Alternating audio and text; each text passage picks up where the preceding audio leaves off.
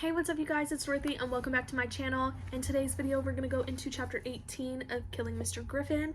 I am going to try and get through this whole chapter before my husband gets home, and if not then there will be a part 2 because when he gets home I really can't film because he likes to hang out with me and stuff like that.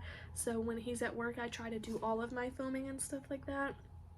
So let's get right into this video. This video may contain sensitive topics and foul language. If you do not wish to continue, please click off the video now. You have been warned. Chapter 18. Where's her family? Mark asked. Out for the evening, Jeff said. There's nobody else here. Good, let's tie her up. The cord on the drapes will work. Betsy, go out to the kitchen and get something to cut them with. Betsy, no. Susan twisted in Jeff's grip so that she faced the other girl squarely. You can't keep doing everything he says, not when you know what he's done. I don't know that he's done anything, Betsy said. You don't want to know. I said, go get a knife. Mark shifted his gaze from Betsy to Susan. Now exactly. What is it you're trying to sell them? What am I supposed to have done? You killed David's grandmother, Susan said. Did Dave tell you that? No, of course not. He doesn't even realize you knew about his grandmother having the ring. I told you that. The implications of the last statement struck her with full force. I did that. And that's all you're going on, that I knew she had the ring? You knew it too? He regarded her quizzically. If your reasoning holds, that could mean you could have killed her. The woman next door saw you. That is, she saw somebody, a boy in a brown sweater, in the room with Mrs. Ruggles right before it happened. How could she see that? Through the window. The house next door has a window exactly opposite to the one in Mrs. Ruggles' room. Susan caught her breath and a half sob. It was you. It couldn't have been anyone else. So maybe it was me. I went over to get the ring. I told you I would. Why does that mean I killed the old bag? He glanced at Betsy. Betsy, you don't think I did that, do you, Bets? No, Betsy said softly. No. Good. Mark nodding approvingly. Old people fall down, you know. It happens all the time. An old lady tries to jump up out of her chair and stumbles and down she goes, smacking her head on the windowsill. I ask you, what could I do about it? I wasn't near enough to catch her. Nothing, Betsy said. You couldn't do anything. Not if it happened like that. She turned and went into the kitchen. There was the sound of drawers being pulled out and the rattle of silverware. Betsy came back into the room carrying a paring knife. Will this do okay?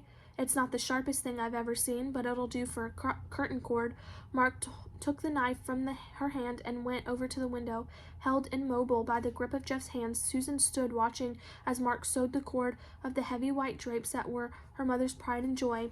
They're the most impractical things I've ever seen. Mr. McConnell had said when she bought them, they'll have to be cleaned every other month, and Mrs. McConnell had said, oh, I don't think it will be quite that bad, but it had been. What are they going to do to me? Susan thought, terrified, and at the same time there was some odd untouched corner of her mind that was saying, Mom will be so upset about the draperies. Surely there's something else he can use besides those. What do we do now? Jeff asked as Mark came over to them with the cord in his hand. Tie her that way, the way we did Griffin. Put her wrist behind her. And then what? Jeff loosened his hold on Susan's shoulder as she twisted to jerk away from him. He pulled her arms back roughly. An idea occurred to him. Hey, you're not thinking of doing the same thing with her, are you? Leaving her in the mountains? I don't want to be a part of that. You're a part of whatever we do, Mark said easily. He looped the cord around Susan's wrist and pulled it so tight that she gasped in pain. But no, that's not the plan. It's too close to the other. People would put two and two together too fast. Then what? Lay her down, Mark said, and help me get her ankles. Hey, you watch it, as Susan's foot shot out at him. You kick me and you're going to be sorry. Down you go, Jeff said, lifting her easily and laying her squirming body flat on the den floor. He dropped to his knees and bent to pull her legs tightly together. You want to try to gag her? No sweat. With the noise the wind's making, she could yell her head off and neighbors wouldn't hear her. Mark knotted the cord around Susan's ankles and then drew it up to the wrist cord so that her legs were bent sharply at the knees. That'll keep her from rolling around and getting into trouble. Okay, you two, he nodded at Jeff and Betsy. Off to Zuni. To Zuni, Betsy exclaimed in bewilderment. Now? What do you mean, now? We're half an hour behind schedule. This isn't going to hurt anything, though. We're keeping to the plan. Take the car out there, and I'll pick you up in Jeff's. But what about Sue? Betsy asked. We're just going to leave her here? What about when her parents come home? As soon as they're in the door, she'll tell them everything that happened. I don't think she'll do that. Why not? Jeff asked. What's going to stop her? Look here, Mark. I'm not going to be the one in that Chevy when the sirens start wailing. They won't be wailing, Mark said irritably. I told you she's not going to set the cops on us. I guarantee it. What's the matter? Don't you trust me? Sure, Jeff said, except I want to know what's happening. I'm not going to get off there on the interstate with that car under me without having any idea what the score is. Then take your own car, damn it, Mark said. I'll drive the Chevy. Just get a move on, will you? We want to get back before morning. Trust him, Betsy said. Mark knows what he's doing. Jeff, please, Susan said imploringly. Don't leave me here alone with him. I want to know what you're going to do to make sure Sue doesn't talk, Jeff said stubbornly. Like I said, I don't want to get out on the highway. You won't be risking a thing, Mark told him. His voice was tightly controlled, but his eyes were beginning to take on a glint like cold steel. The lids had slipped down so that only the pupils showed small black dots and half-moons of gray iris. I told you, I'll drive the Chevy. If anybody is taking a risk, I'm the one. You and Betsy will be in your car, just as legal is legal. If you get stopped, you show the registration and you're fine. How could we explain what we're doing out there a couple of 100 miles away from home? Jeff asked. Nobody's going to ask you that. Mark's anger was beginning to surface. If anybody did, you could say you were eloping. That would shake your parents up enough they'd never think to ask you anything else. He got to his feet. I'm telling you for the last time, man, I'll handle things. I've done all right up until now, haven't I? After you leave, Sue and I are going to have a little talk. And when we're through, she will have changed her mind about everything. Sue's not a disloyal person, not basically. She's just gotten a little mixed up on her values. You think you can convince her? Jeff asked doubtfully. Sure he can, Betsy said. He convinced her last time, didn't he, after she and Dave found Mr. Griffin? If he could do it then, he can do it now. Okay, Jeff fumbled in his pocket and drew out a key. This is for the Chevy. Jeff, please, Susan tried again in desperation. I left your keys in the car. I don't think we'd be tied up here so long. Mark took the key from Jeff's hand. Stop worrying. Leave things to me, okay? Okay, Jeff said again. Well, I'll go on then. You ready, Bets? I've been ready for ages, Betsy said. She flashed Susan a sudden bright smile that seemed to come full-blown out of nowhere. You listen to Mark, Sue. Remember, he knows best. I hate you, Susan whispered. She did not mean it to be a whisper, but in her twisted position she found she could get no breath to accelerate her voice. I hate you all.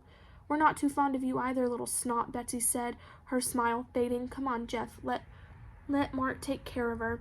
They left. Susan heard the front door open and close. Then there was silence. It was not the same silence that had filled the house earlier in the evening, for this time she was not alone. Mark had moved to the other side of her, and Susan had to lift to turn her head in order to see him. You're not going to talk me into anything, she said. Oh, I'm not going to waste my time trying, Mark said. What are you going to do? I'm going to open the windows and let a little air in, he told her. It was not an easy thing to open the draperies with a cord gone, but he managed it by sliding them along the rods by hand. Then he unlatched the windows and raised them as high as they would go. The wind came sweeping into the room with all its stinging, dust-laden force, knocking the shade askew on the lamp and the end of the sofa and sending a figurine on the mantel crashing onto the floor. The flames leapt high in the fireplace, sending a spray of sparks out through the screen. Watch out, Susan gasped. You'll set the whole house on fire. Setting fire to a place isn't that easy, Mark said lightly. It takes more work than that. What do you mean? You've got to get the curtains started. That's what makes the place really go up. That's what happened to our house back when I was living in Denver. First the curtains and then whoosh, the whole thing.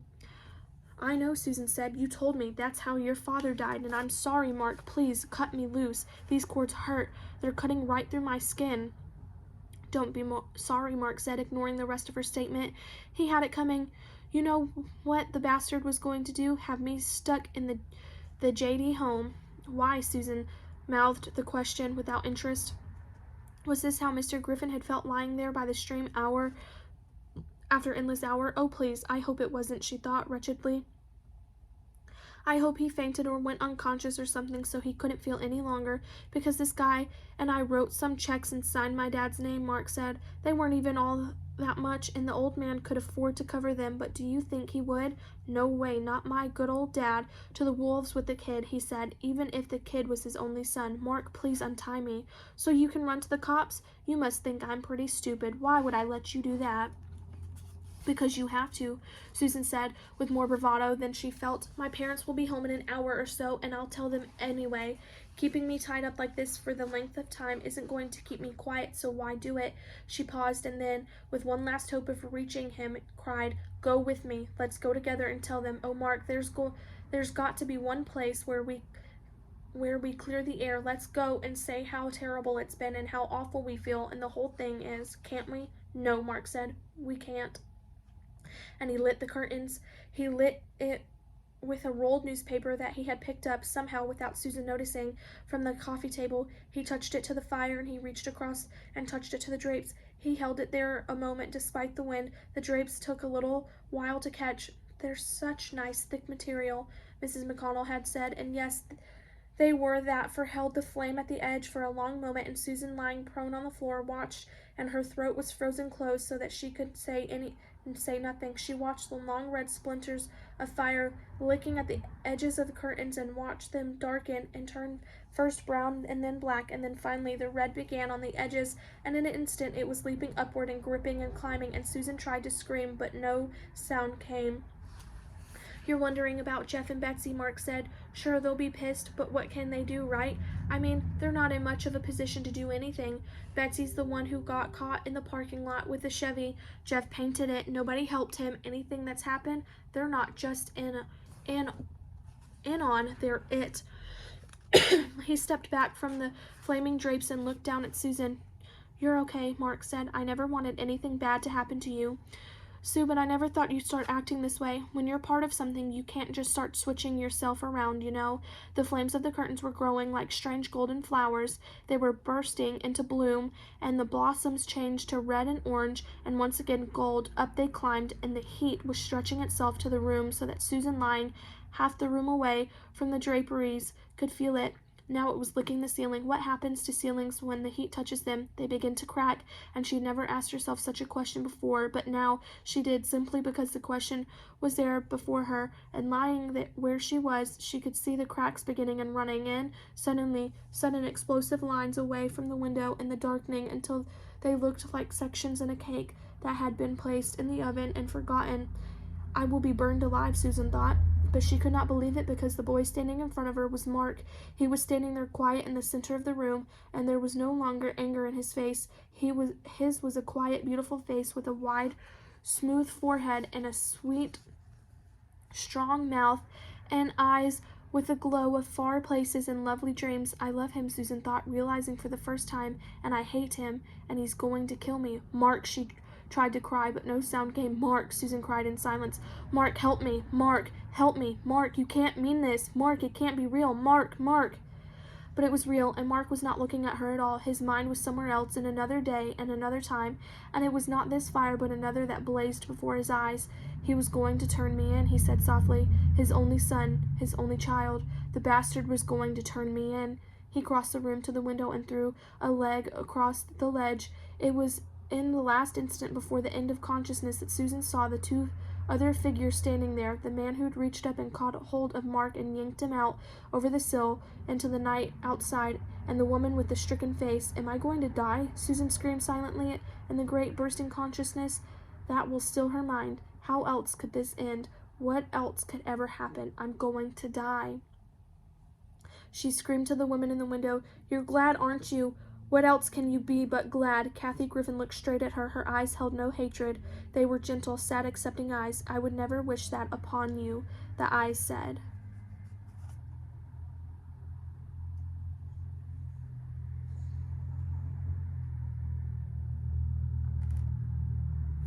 That is the end of chapter 18, and I'm shook.